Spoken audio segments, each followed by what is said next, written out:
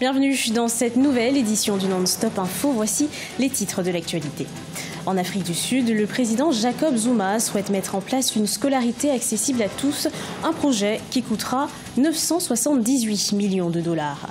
Au Cameroun, selon le rapport de l'Agence nationale d'investigation financière, plus de 94 milliards de francs CFA issus des dossiers d'infraction relatifs au blanchiment de fonds ont été repérés au cours de l'année 2016. 2600, c'est le nombre de comptes radiés de la liste de contribuables de la TVA en Ouganda. Ils ne bénéficieront plus d'une seule taxe. Mais tout d'abord, dans l'actualité, les forces politiques africaines sont à la recherche d'une solution pour la Guinée-Bissau qui traverse une crise politique depuis plus de 2 ans. Une mission de la CEDEAO dirigée par les ministres des Affaires étrangères du Togo, Robert Dussey, a été reçue ce mercredi par le président bissau-guinéen José Mario Vaz.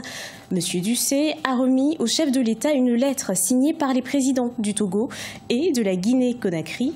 Robert Dussey, accompagné de Nabi Bangoura, secrétaire général de la présidence de la Guinée-Conakry, est venu transmettre un message d'encouragement au président José Mario Vaz afin de trouver une solution rapide à la crise. Une scolarité pour tous, quel que soit le milieu social. C'est le projet porté par le gouvernement du président Jacob Zuma. Il a annoncé un projet de loi visant à faciliter l'accès à l'éducation pour tous. Ce projet nécessitera la somme de 978 millions de dollars. Les explications de Sharon Kamara. L'école pourrait bientôt être gratuite en Afrique du Sud.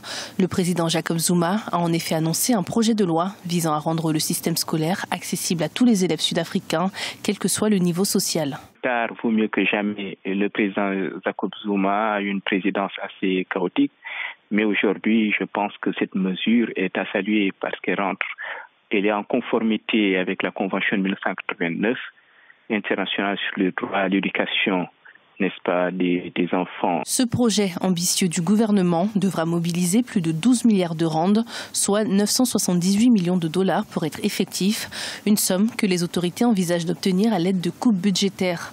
Le gouvernement, qui avait déjà investi 76 milliards de rands dans l'enseignement supérieur pour l'année budgétaire qui prend fin en mars 2018, envisage d'augmenter cette somme de 8,2% par an jusqu'en 2021. L'Afrique du Sud, n'oublions pas que c'est une puissance économique importante qui fait partie des BRICS. Et l'éducation a un prix. Je crois qu'il faut mettre l'argent dans l'éducation. Plus vous avez un peuple éduqué, plus vous avez un peuple qui est capable de produire. Et donc là, vous investissez sur le moyen et le long terme.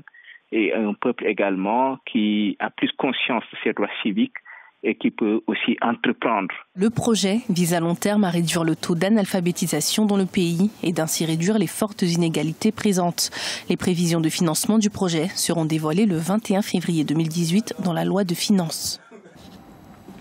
Plus de 94 milliards de francs CFA issus des dossiers d'infraction relatifs au blanchiment de fonds ont été repérés au cours de l'année 2016. C'est ce qu'indique un rapport de l'Agence nationale d'investigation financière au Cameroun. Détournement de deniers publics, financement du terrorisme et fraudes diverses sont les premières sources de blanchiment de ces fonds illicites.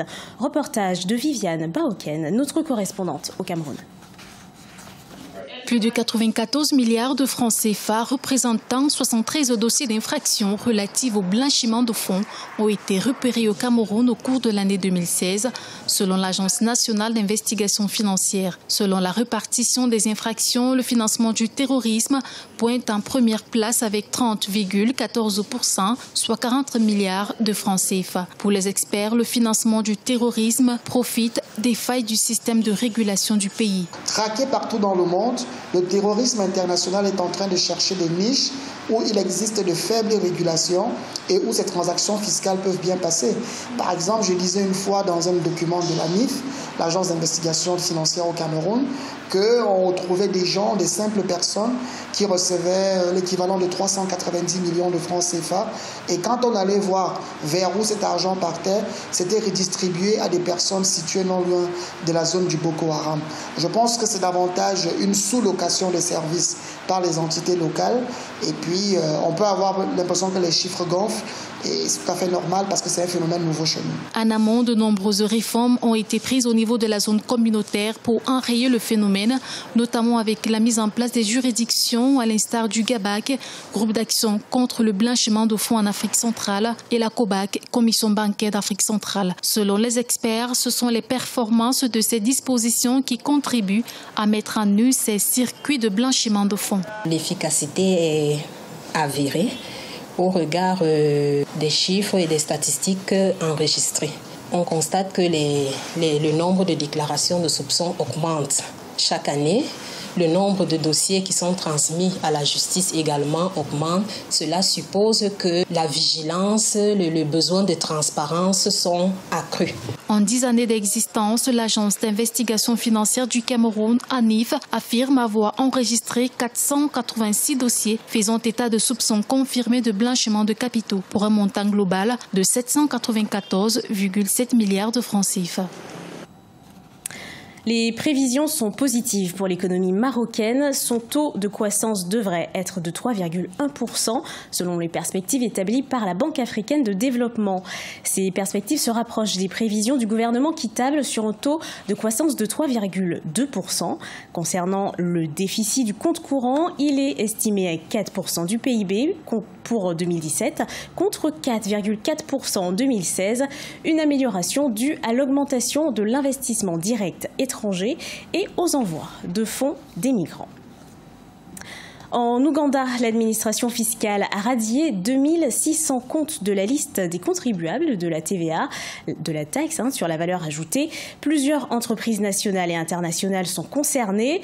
Elles perdent l'avantage de n'être taxées qu'une seule fois. Le point avec Nathalie Mo. L'autorité ougandaise en charge des revenus URA a supprimé 2600 contribuables du registre de perception de la taxe sur la valeur ajoutée. Parmi les entités concernées, la Cour pénale internationale, le Conseil national des sports et le Conseil de recherche médicale, mais aussi des structures privées telles que GIZ ou China Petroleum Engineering. Cette annulation a été faite conformément aux dispositions de la loi sur la TVA. L'article 9, alinéa 5 de cette loi confère au commissaire général le pouvoir d'annuler l'enregistrement d'une personne physique ou morale qui n'est pas tenue de demander l'enregistrement en vertu de l'article 7 de cette même loi. Les entreprises épinglées par l'URA sont accusées de ne pas remplir leurs obligations fiscales. Désormais, les produits commerciaux des entreprises concernées se trouvent sur le registre des ventes exclusives. Ils perdent ainsi le privilège de n'être taxés qu'une seule fois. Dans un pays où les entreprises peuvent être véreuses et ne reversent pas automatiquement la TVA, l'État gagne énormément en collectant directement parce qu'il n'y a plus de détournement dont l'État augmente de manière significative ses recettes budgétaires. En Ouganda, c'est la deuxième fois que l'URA met en place un tel toilettage au sein du pays. En 2012, déjà, près de 5000 entreprises s'étaient vues radiées du registre de la TVA. Une opération qui visait principalement à économiser les ressources de cet organisme fiscal. Et dans l'actualité sportive, le Maroc et le Soudan se sont qualifiés pour les quarts de finale du championnat d'Afrique des Nations de football 2018 dès la deuxième journée du groupe A. Le Maroc s'est imposé 3-1 face à la Guinée et le Soudan a éliminé la Mauritanie 1-0. Ce jeudi 18 janvier, la Côte d'Ivoire affronte la Zambie à 16h30. L'Ouganda sera face à la Namibie à 19h30. C'est la fin de ce journal. Merci de votre fidélité. Retrouvez dans un instant une nouvelle édition de l'actualité sur Africa 24.